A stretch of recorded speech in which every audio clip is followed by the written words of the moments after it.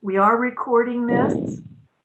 The recording in a day or so will be posted on the TNPS website. And anybody who misses tonight or wants to recheck something that was said has the ability to go onto our website. It'll be on the speakers page on the website. If you have questions during the talk, I ask that you hold your questions to the end. It gets awkward going back and forth. So please write your questions down in the chat. For those who are not yet very comfortable with Zoom, if you look at, excuse me, look at the very bottom of your screen, there's a little place where you have a couple buttons. One of them says chat. If you click on that, you can write out your question. And when Dennis is finished, we'll start feeding him questions to answer. With that said, I'd like to introduce our speaker this evening, Dennis Horn, who was the major propellant, major author for our native wildflower book, which he'll show you in a few moments. Dennis has been with TNPS since 1978? Correct. Yes. Since the beginning. Since the beginning. So he has he's our history, our living history of the organization. And it is my honor to have Dennis be the first speaker for this series. We have a pretty much a full slate. I think I haven't locked in the October speaker yet, but that's pending.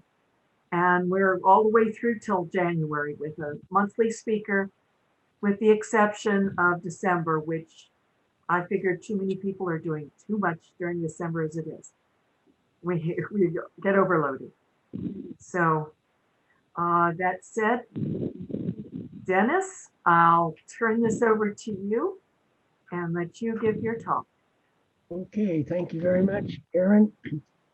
I compiled this from some of my slides or images, as well as images from various photographers who have kindly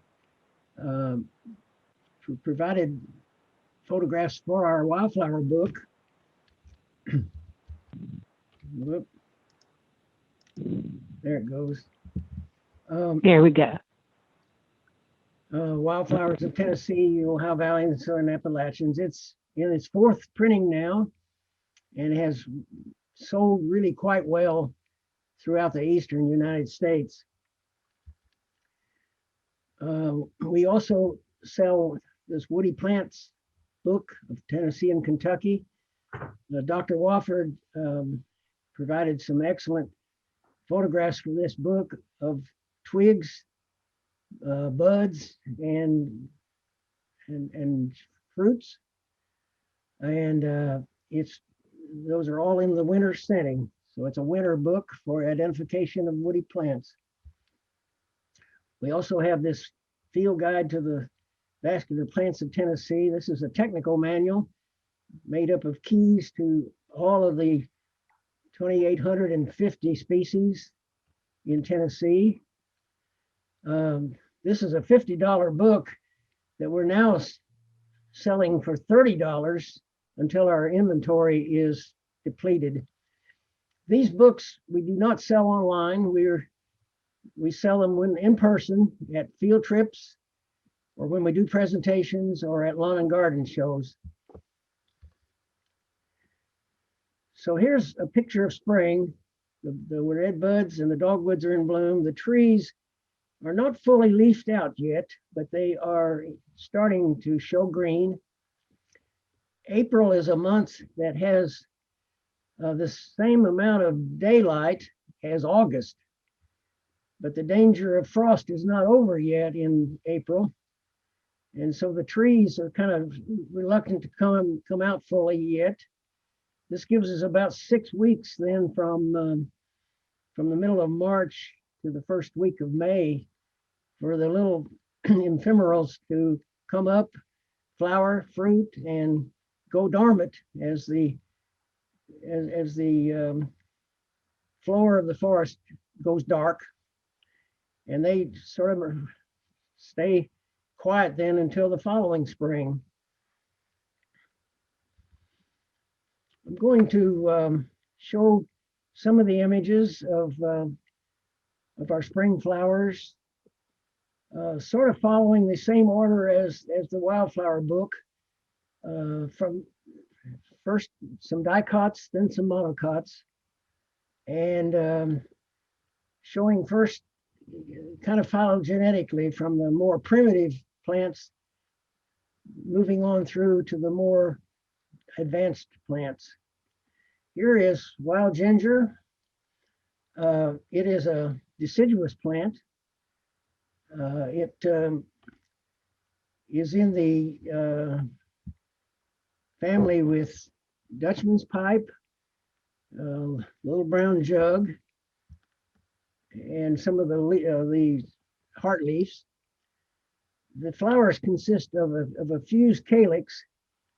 So you're looking at 4 or 5 plants, flowers here that are just little jugs with just a small opening in the end where the ants and other crawling insects pollinate these plants. They don't usually see the light of day because they're covered up in the leaf litter, and they don't need to see the light of day because they are pollinated by crawling insects. The other is deciduous. This one is, you can see these all year round pretty much. They're kind of like evergreen. Now we're going to move on to the buttercups. This is in the buttercup family. By the way, buttercups are not daffodils or vice versa. But anyway, it's also called the crowfoot family because of the leaves. The flowers are either radially symmetric or they're bilaterally symmetric.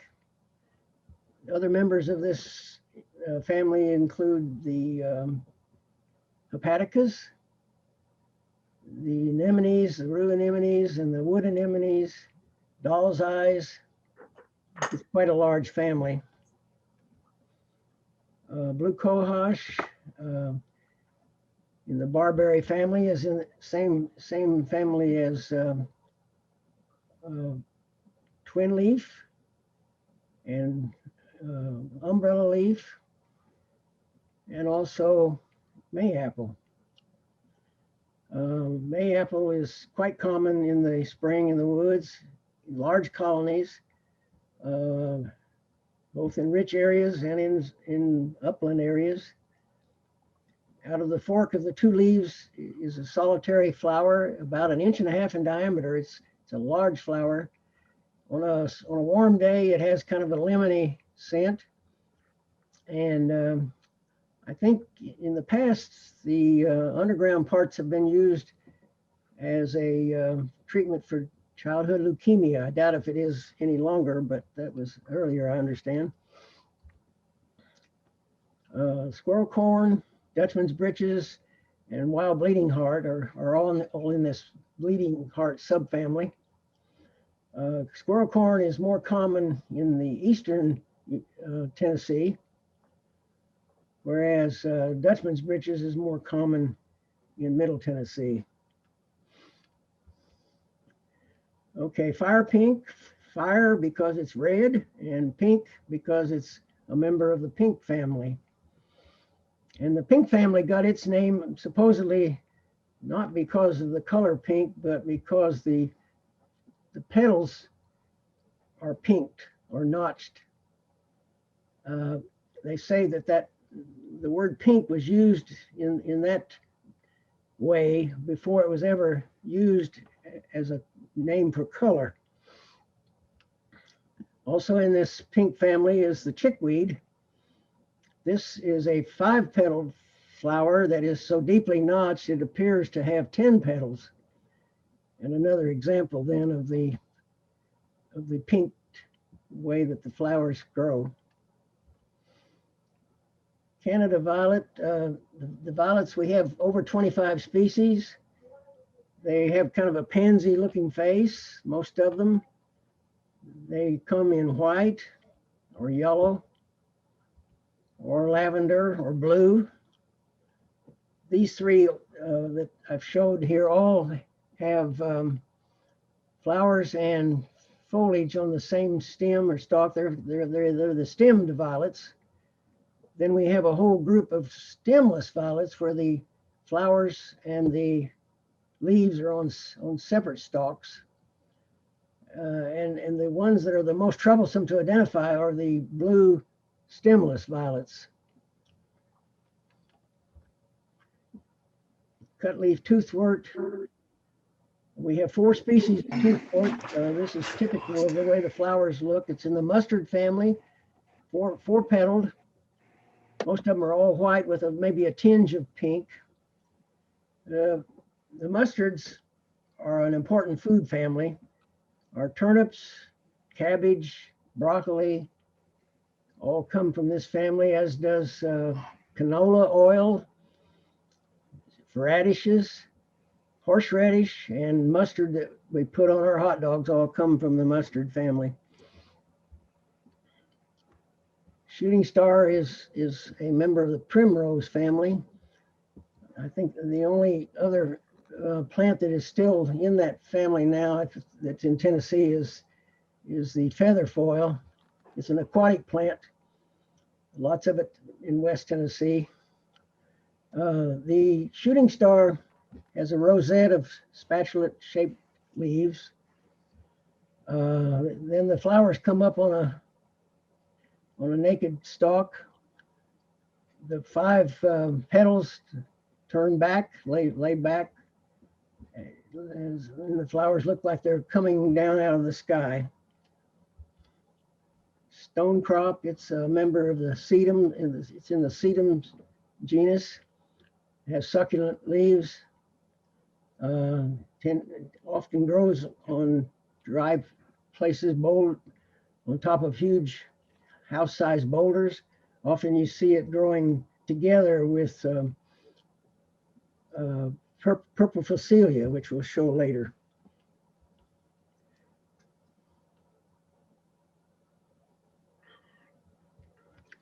Alabama snow wreath is a plant I discovered in Tennessee, but back in the 70s.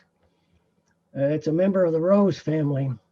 It has no petals, has 5 green sepals, and a bunch of stamens, the filaments of which are white, make it showy. But it's kind of a strange member of the rose family. The rose family, of course, we know the roses, but it also is the same family that our fruit trees grow in. The apple, the pear, the peach, plum, and cherry are all members of the rose family, as well as our berries, the strawberry, blackberry, and raspberries are all in the rose family. It's a very important food family. Gay wings. This is in the milkwort family, and most of the milkworts have very tiny flowers that usually grow in heads like clover. But this one is larger and more, the flowers are more solitary. This is a beautiful photo by Kurt Emanuel. It has wings, a fuselage, and a propeller.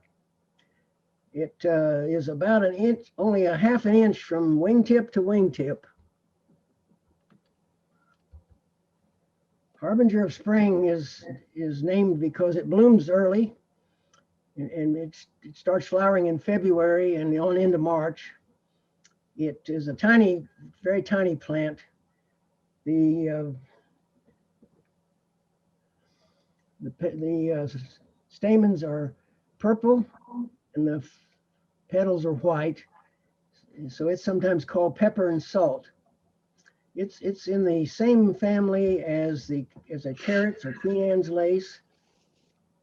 Queen Anne's lace is just a wild carrot. Parsley, celery, parsnip are all in that family. But it also has some plants that are deadly poisonous. The poison hemlock and the water hemlock are in the same family. Pennywort is a spring flowering gentian, only like 3 inches tall, just barely gets its head above the leaf litter. Most of the gentians bloom in late summer or autumn. The rose pinks bloom in the summer. They're all in that same family. Blue Star is in the dogbane family, as is periwinkle, and now they've placed the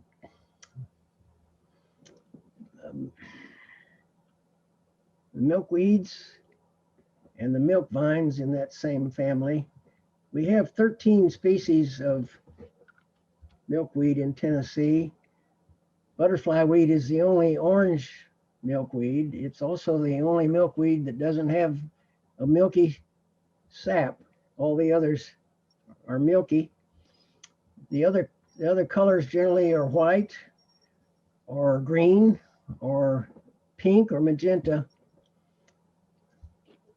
All 13 species of milkweed are in our wildflower book. Purple Facilia, this is a plant that often is seen with the stonecrop mentioned earlier. This has always been in the waterleaf family, but I think it's been moved now to the touch-me-not family or the borage family. It is also, this Hawaii Puccoon is in that same family, growing in dry calcareous places. And the Virginia bluebell is also, all 3 of these plants are now in the same family, the touch-me-not family or the borage family. This is a typical color for the bluebell, although it does occasionally come in pink. The buds are pink, but they can sometimes just stay pink. There are also some pure white ones. I saw one place down on the Natchez Trace Parkway where all 3 colors were in bloom within a circle of about 10 feet in diameter. Sanandra is a mint, a beautiful plant that blooms in late spring. The mints, a large family of about 90 species in that family, includes the skullcaps, the wood mints, the sage, rosemary, lyre leaf sage, lots of spearmint, peppermint, and so forth. A big family. Squaw root is a parasite on the roots of oak trees. It has no chlorophyll. It looks somewhat like a mushroom or a fungus, but it's definitely not. It's a flowering plant. Each one of these little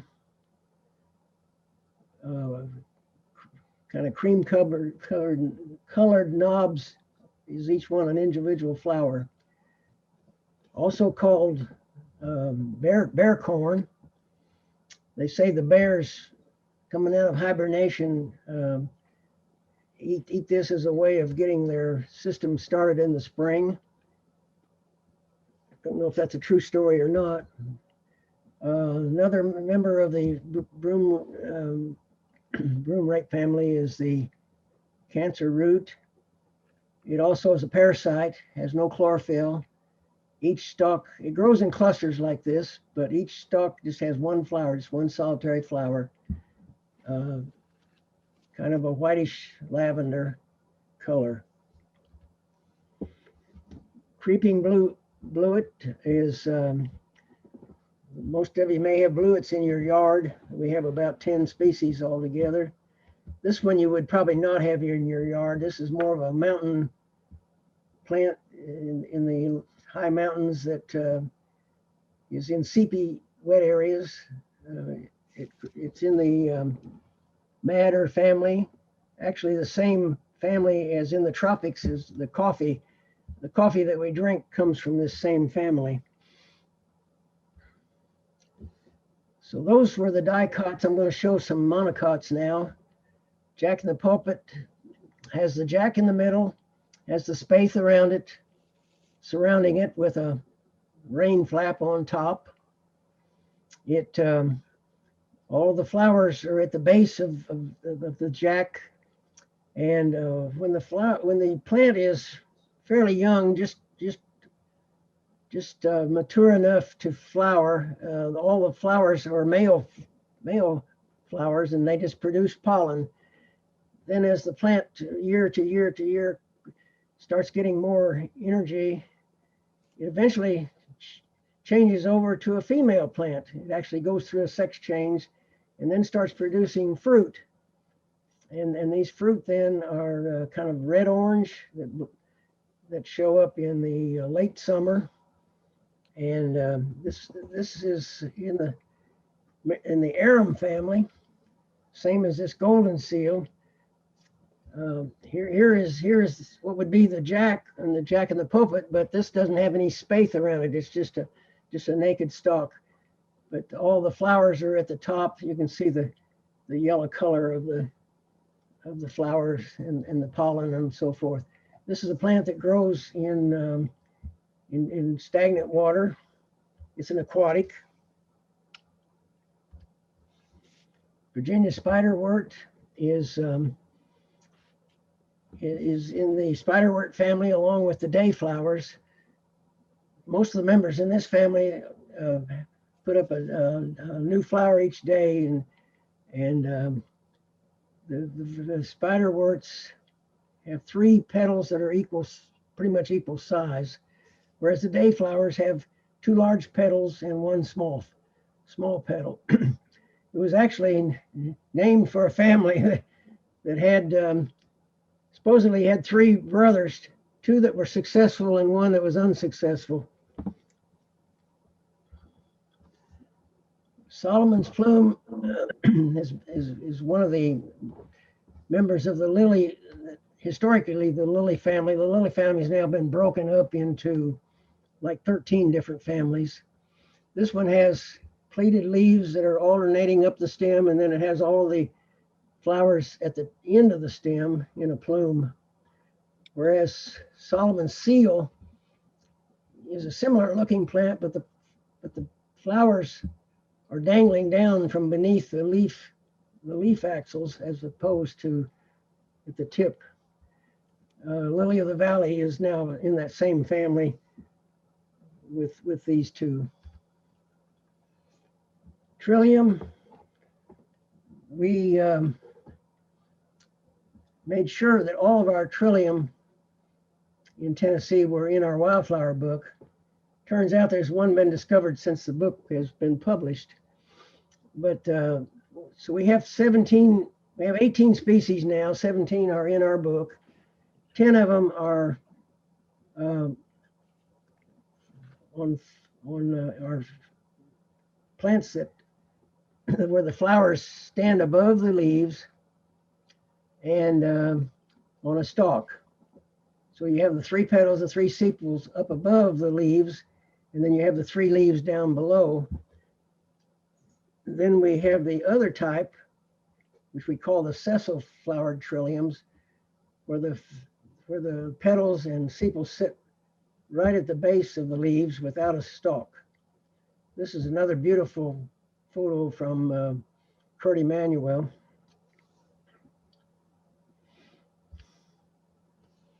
A large flowered bellwort is is one of 4 bellworts that we have in Tennessee. Two species have perfoliate leaves where the stem appears to pierce the base of the leaf. 2 of the species do that. 2 of them are they're sessile. The flowers, I mean the leaves are sessile. They don't have a stalk, but they don't pierce the leaf either. I'm getting a leg cramp.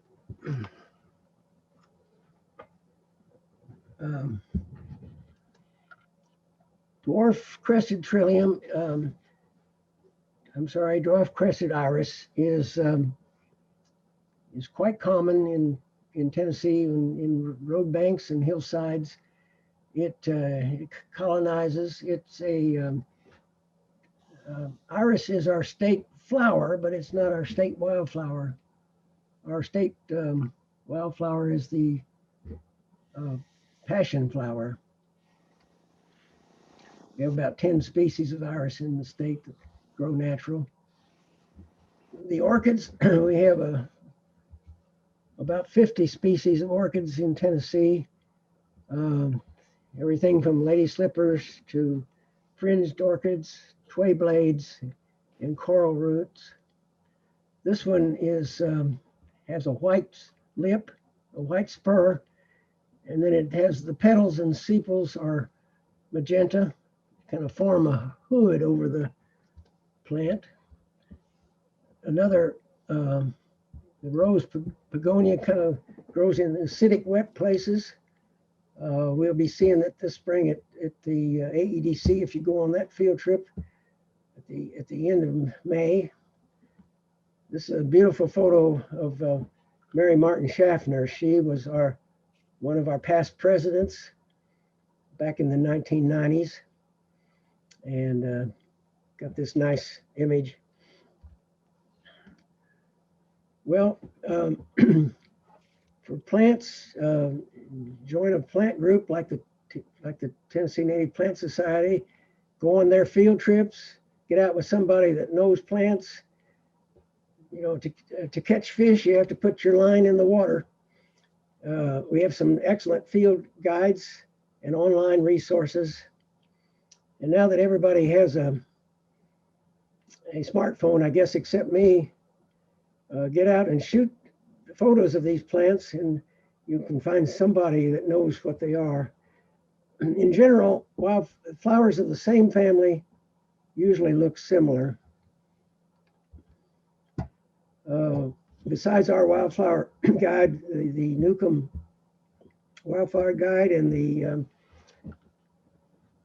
Guide to the Wildflowers by Roger Torres Peterson are excellent illustrated guides. And for trees and shrubs and woody vines, Dr. Wofford and Dr. Chester have an excellent book out on the woody plants of Tennessee. Besides these online resources, we have a new Tennessee, Kentucky online plant atlas to check out. Also check out the TNPS website, which has lots of resources listed. Another thing that's come on recently is the Inaturalist. It's a computer-based, ready-made for smartphones, and it's a resource you may want to consider, certainly. Okay, since everybody has a smartphone, you can get out and if you see a plant and you don't know what it is, take a picture of the overall plant, then close up of the leaves and the flowers, and then you can send it to TNPS or to any person that you think knows plants. There's plenty of resources available these days of all sorts. Well, for those that think that all the plants have been discovered in Tennessee, here's 2 that have been discovered recently. This one in 2006, a photographer from Chattanooga sent us this photograph. We were pretty sure it was a plant we hadn't seen before in the state. Turns out that was correct, and it's a leather flower, all right, but it is not a vine. All of our leather flowers in the past have been vines. This one is an upright plant with opposite leaves. Turns out in Tennessee, it's been seen only in the Chattanooga area, I guess Hamilton County. There's only one other place east of the Mississippi that it's been seen, and that's in Floyd County in Georgia. And the bulk of the populations are really in Kansas and Nebraska, and a few in Missouri. Then in 2012, we didn't find this one in time to make it into the Wildflower book. A couple up north of Knoxville found this. They had a little farm there of about 60 acres with some hills and ravines, and it was just right out from their house where they were living. And they thought it looked something different. It does look very close to the lance-leafed Trillium and also the prairie Trillium. But the folks at UT did some DNA analysis and decided they could claim it as a new species for Tennessee and new to science. This was in 2012. Okay, we've got Tennessee kind of broken up into West, Middle, and East Tennessee. West Tennessee is primarily coastal plain. Middle Tennessee is kind of the interior low plateau, and then Cumberland Plateau East is what we're referring to as East Tennessee. So I'm going to show a few plants from each of these three divisions of Tennessee. And these plants that I'm showing just occur in those sections, not in, like if I'm showing one from West Tennessee, it won't be in the other two.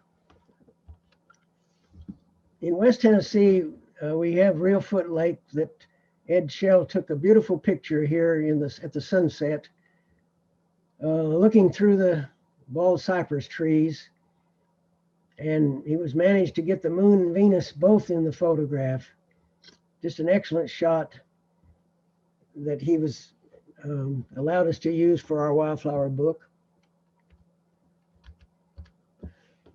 Copper iris is a rare plant in Tennessee that occurs in the Mississippi River area.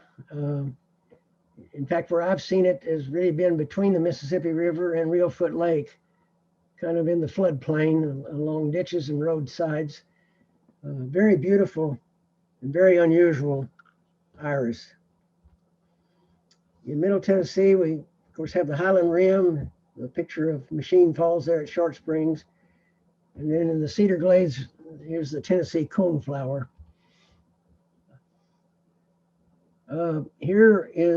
We have four species of Leavenworthia or the Glade Crest. This is in the mustard family.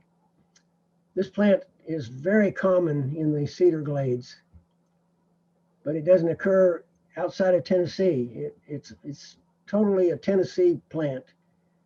It is the largest flowered of the Leavenworthias, largest petals. It's also multicolored. It comes in white and yellow, and then this kind of a pink lavender tinged, like you see here.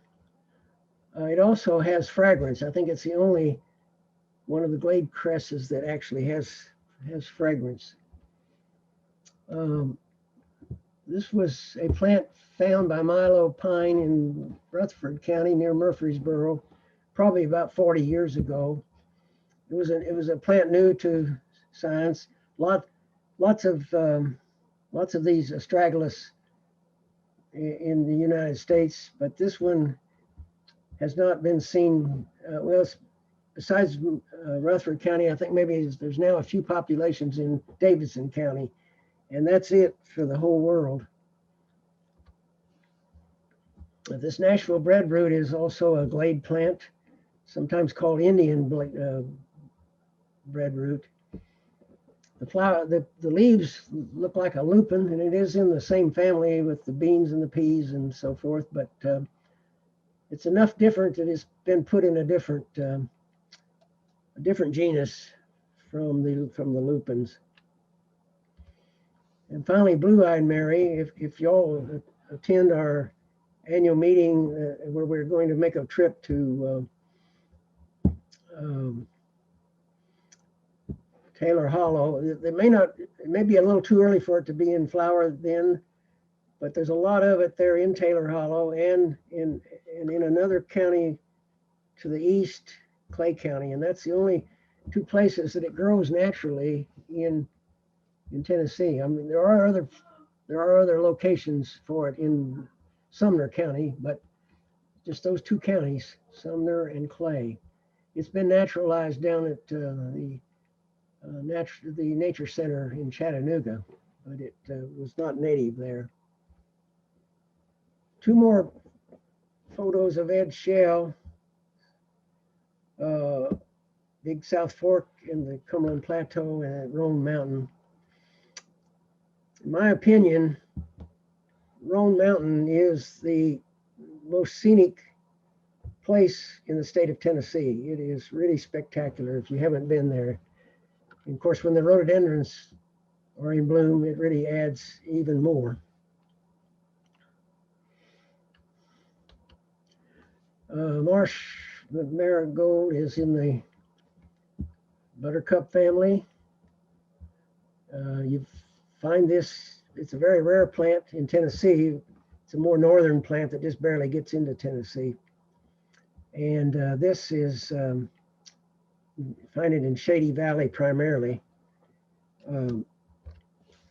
Flame azalea, we have 8 species of azaleas in Tennessee.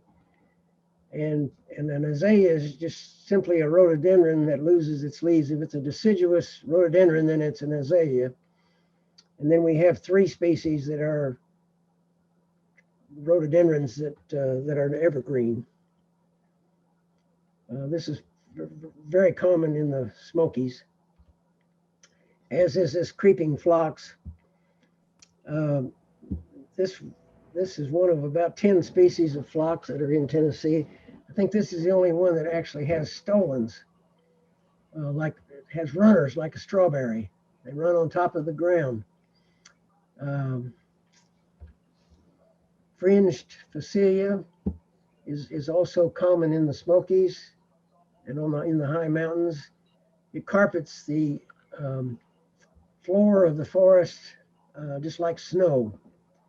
We have a very, very closely related species that we call Miami mist that has lavender flowers rather than white, that occurs more fairly common in Middle Tennessee. Rosy Twisted Stalk is a northern plant that just barely gets into the high mountains in Tennessee. I think it's still a member of the lily family. So many of the former lilies have been moved out, but I think this one is still a member of the lily family. The Twisted Stalk, and we have 2 species, kind of refers to an evolutionary thing where apparently in the distant past, the stem came out and it forked and it had a flower on at the end of each fork. But then somewhere along the line, the second flower got aborted. And so now you have a stalk that has an elbow in the middle of it. Supposing that was where the other flower had been in earlier times. And painted trillium, Again, just a plant that occurs in Tennessee, just in East Tennessee in the higher mountains. It has a blotch of red at the base of each petal. I think they're saying now, I was noticing in the various references, they're still saying this is a trillium. Some of the people that are doing DNA work are saying that that it's not really a true trillium. It's enough different that they've moved it, I think, into another genus. But it still looks like a trillium to me. Okay, and finally, in the spring, to see the plants, you want to go into the woods, along creeks and hillsides and ravines, and before the trees leaf out. Once the floor of the forest goes dark, then get out where the sun is, along roadsides and power lines, in fields and meadows, and from then on into fall. That's where most of the wildflowers is where you'll find them. So thank you. I'm done. Thank you, Dennis. Thank you very much. We have a variety of questions, some comments. We can go through them. Maybe Hillary, we can alternate going through the chat. Sure. I have one tagged here up from earlier. I can get started. Okay. Someone had a question about whether buzz pollination is what pollinates the shooting star. Are they pollinated through buzz pollination? I really don't know. Somebody else may be able to answer that. I'm not too much into the pollination part of things. I know the stamens are sticking out front. I mean, they're as they fall from the sky, they're what's getting the tip ablation on the tip of the. I don't know. I have no idea whether they're. I'm assuming they're insect pollinated, but I don't know. Richard Hitt had replied that yes, bumblebees use buzz pollination on the shooting star to pollinate it. So we do have an answer on that. Okay. Another question. Is star chickweed related to bloodroot? Bloodwort, bread puccoon? No, star chickweed is not. They're in total separate families. Let's see. Of course, the chickweed is in the pink family, like we mentioned earlier. Bloodroot. I've forgotten now what family bloodroot is in, but it's not the pink family. It's in a totally different family. Papaveraceae. Which one? Say it again. Poppy family. Papaveraceae. Poppy family. Yeah. Okay. Yeah, it comes in fours. The poppies come in fours. Bloodroot is 8 or 12 or 16 petals. They're in fours. Yeah, so it's in the poppy family. The next question was about the best time to divide Trillium. I'm not a gardener. I don't know. Trillium can be tricky. I mean, it's probably one of those plants, and unless you really are into it and know what you're doing, it's probably best to leave them alone. But I can't answer. I can't probably answer any of your gardening questions relative to these plants.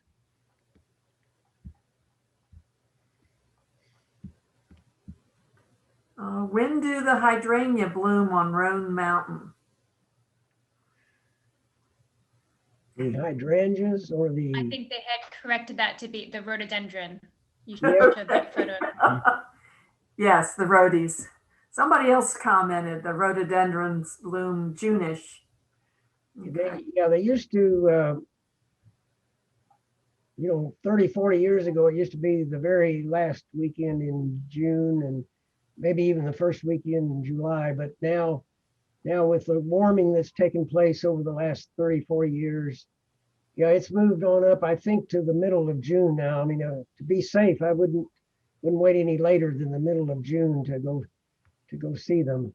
And you can usually see the flame azaleas and the rhododendrons at the same time. And often the Gray's lily is in bloom then too. Like I say, Roan Mountain is a beautiful place, and middle of June, I would say, is really a good time to visit Roan Mountain. Are there any other questions? Okay, here's another new one. Can you briefly provide your opinion about whether I should allow non-native or invasive plants to exist on my property? How aggressive should I be about trying to remove them and keep them away?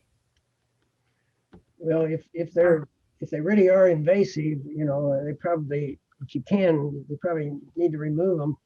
If they're not aggressive, I mean, we're always going to have some weedy plants, and I don't think it's important that you get rid of all weedy plants, but probably the ones to work on would be the ones that would be crowding out other plants.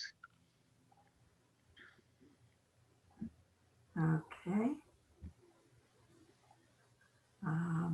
We have a number of comments about the name changes, and they've been answered in the comments with lots of very good suggestions of places to look to see where plant names have been changed, with links to some of those references for those of you that raised that question. Well, I mean, Google's always a place to start. Yes. Everybody has Google at their fingertips, and I mean, the nice thing about Google is if you have a name, you can probably find out more about that plant than you want to know. But if you don't have a name, you're stuck. Of course, the plant manual, the one that we're now selling our inventory for $30, it came out in 2015, so it's fairly up to date. But the names are pretty much up to date with that. I'm sure our new Tennessee, Kentucky plant atlas will have up to date names and all the synonyms as well. I think those would be two good sources. And then, like I say, just for a quickie lookup, you can always count on Google. There's also Inaturalist. If all you have is a photo, you can snap a photo with your phone and go to Inaturalist, and they will at least give you some names to start with. And it's up to you to help them determine what it is that you have. But they also have experts that check in and will guide. We have one new question for you, Dennis. Yes. It says, is there a plant you can think of that you were very surprised to find in Tennessee? Well, first of all, that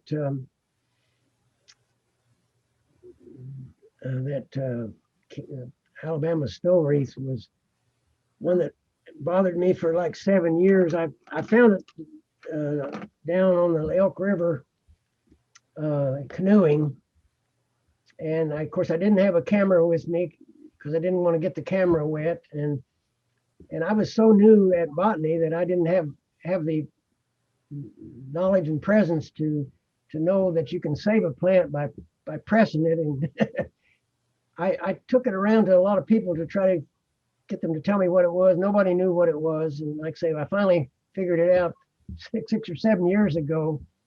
That was a very unusual plant. It's still pretty rare nationwide. I mean, at that time, it was a new plant to Tennessee. It was 20, 30 years later before it was ever seen in Georgia. It was primarily just in Alabama and Arkansas, and even then it's just a few counties. So that was a very neat experience to be able to see a new plant that I'd never seen before and it be rare all at the same time. Yes. Follow up to that was also, is there a specific plant endemic to Tennessee that we should watch for in the interest of conservation? I don't know about for conservation. There's been this what is it called? Alabama croton.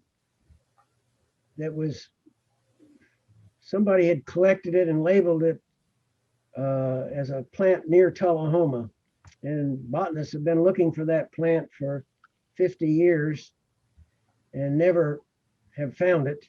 Of course, I have some growing in my yard, but that doesn't count. But I think the story on that probably is that that same person that collected and labeled it Tullahoma also labeled a plant from Alabama that same day. And people say, well, how could he be in Tullahoma and be in Alabama all at the same time? I really think that specimen was mislabeled is really what I think. I'm not sure it's ever been in Tennessee, but I have it in my yard, so it is in Tennessee. It's in Tennessee. But it wouldn't count as a conservation thing. As far as, I mean, there's a lot of plants. I remember Dr. Kroll had a plant that he said we ought to be looking for. It was, I don't know if I can even come up with the name of it, but it's another one that occurs in Alabama, and so I never did find it, but lo and behold, Dwayne Estes had his family up there at Rock Island, and of course he instead of watching his kids, he was nosing around looking for plants, and he found this very plant there at Rock Island, and that was a brand new. I don't know what year that was, but it can't be more than probably 10 years ago. So another new plant for Tennessee, and one that Dr. Kroll said I should be watching for. He said that 30, 40 years ago, and finally we found it. I didn't, but Dwayne Estes did. Another question is there a way to get one of the books without being there at an event in person? And I can say yes, you can just go to a bookstore or go to the bookstore at any of the parks. They're available everywhere. You talking about our Wildflower book? Yes. Yeah. They're readily available. It's available in bookstores. Yeah. Of course, we like for you to buy it from us because it helps our society, but yeah, you can get it at any of the bookstores. You can get it at the state parks. You can get it on like Google, you can get everything on Amazon, right? You can get any book you ever can imagine on Amazon. Certainly they have it as well. And please don't pay $48 for it on Amazon. We're selling it for $25. Okay. Yeah, I've seen it as high as $200, $300, $400 on Amazon when Yes. it's out of print. Yeah. Another question. Has the Tennessee Trillium been seen anywhere besides that one farm? Well, it's actually in 2 counties. It's along a creek. It's not just at that farm. That was where it was discovered. It's basically uh, it's basically there's a mountain there in the Ridgeon Valley. It's called Bays Mountain. Comes down from Kingsport, I guess, and it comes all the way down to about 40 miles from Knoxville, and all of a sudden Bays Mountain stops. Well, the Interstate 81 is on the east side of Bays Mountain, and this Trillium is on the west side of Bays Mountain. and it grows along the creek. I think there's a creek, I think it's called Bullet Creek, and it grows scattered along on that creek. It actually makes it all the way up into another county. There's 2 counties, mostly in 1 county, but that's where it's located, and they have a lot of it on their farm. Well, it's not really it's just really a wooded. I mean, their house is there, but they don't farm it. It's really just a wooded ravine area, and they have a lot of it there. But it isn't just on their property. It's scattered along that creek in various places, and it's almost identical. There's another Trillium that was discovered about 5 years before that, up in South Carolina. It's called the watery Trillium. This Trillium is almost identical to it, and if it wasn't for DNA, it would have definitely been called that Trillium and not Tennessee Trillium. But there was enough differences, and they're 400 miles from each other, and so they felt like it was justified to make it a new species. But that one was, the other one was also just recently discovered. So I mean, it was that whole type of Trillium is brand new. One more thing I might say is that Tennessee is a very diverse state. The geology is very diverse, and because of the varied geology, the plants are very diverse. It's the richest state, I guess, in the east of the Mississippi that does not touch the ocean. I mean, it's the richest inland state in the whole eastern United States, and so it gets Canada plants coming down the mountains into the Smokies and Roan Mountain and all.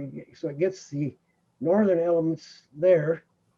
There are plants that come up from Alabama that are coastal plain plants into places like May Prairie and some of our other I guess you'd call them savannas. And then in those savannas are also Midwestern prairie plants, the tall grass prairies like of Illinois and so forth that come down this way. And then you have these cedar glade plants. I mean, Kentucky has its bluegrass region around Lexington and the horse country, but Tennessee has more rare plants by far than Kentucky because of our glades. So we have three unique habitats that make Tennessee one of the richest states for plants, and it is the richest state outside of some of the coastal. Like Georgia is a big state, and of course Florida has all the subtropical, and so there's other states that are richer, but it's the richest one that is not on the that doesn't touch the ocean. In a related question, Dennis, someone asked, do you think that the new plants that are discovered are plants that no one had stumbled upon before, or something that's morphed from a previous variety or into a new variety?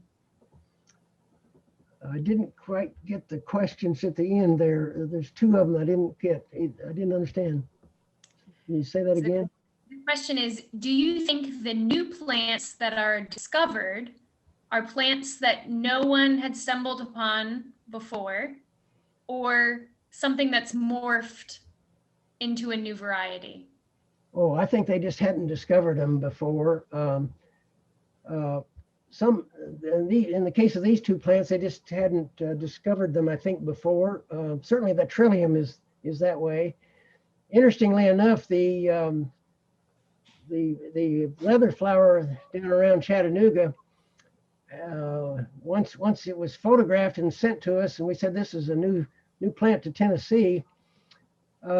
Joey Shaw went back into the herbarium there at UTC and found that somebody had collected it back in the 1930s, but they didn't know what it was, and they labeled it something else, and it lay there.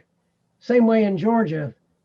Somebody had collected it in 1939, and it wasn't identified correctly until just maybe 5 years before ours was.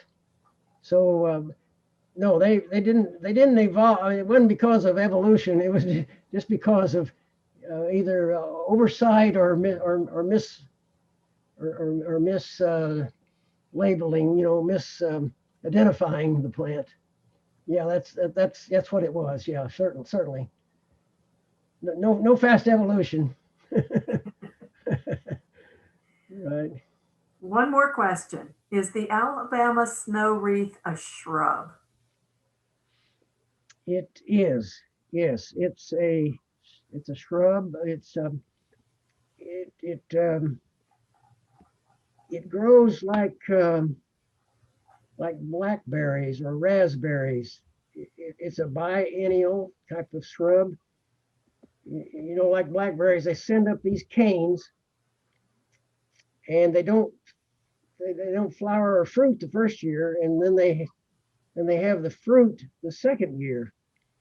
Mhm. And this is exactly the way the Alabama snow wreath is. It's a bunch of canes that they're woody, but they're only basically last 2 years. I mean, the plant continues to grow. I mean, I have that one in my yard as well, and it flowers every year, and it sends up new canes, and behaves just like a raspberry or a blackberry. Okay. And that's why Asa Gray said, well, it's got to be a rose, even though it doesn't have any petals. It's got to be a rose. And so it got put in. It wasn't discovered until I think it was the 1870s or 80s, down near Tuscaloosa, Alabama. And so that's why it's called Alabama snow wreath, because it was first discovered in Alabama. Okay. Well, thank you, Dennis. We really appreciate you taking the time out to do this for us, and getting our appetites whetted for going out and seeing all these beautiful plants as the weather warms a little bit.